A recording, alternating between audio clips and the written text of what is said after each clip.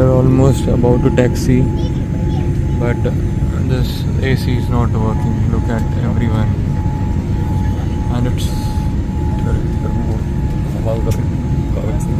so many people. They are using these magazines. AC is not working at all. And as usual, your TV screens are also not working.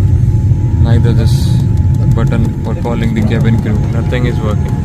Nothing. Not even the light is working. See, is this what you are providing? And as usual, that is why Air India is considered as one of the worst airlines in the world. AC is still not working, and today it is very, very, very hot in Delhi.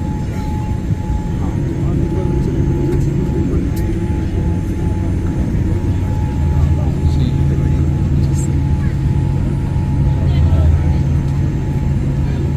and it's a Dreamliner 787.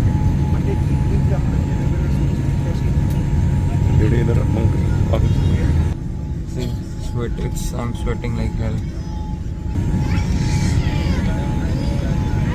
And we are here for the last 15 minutes, nothing happening.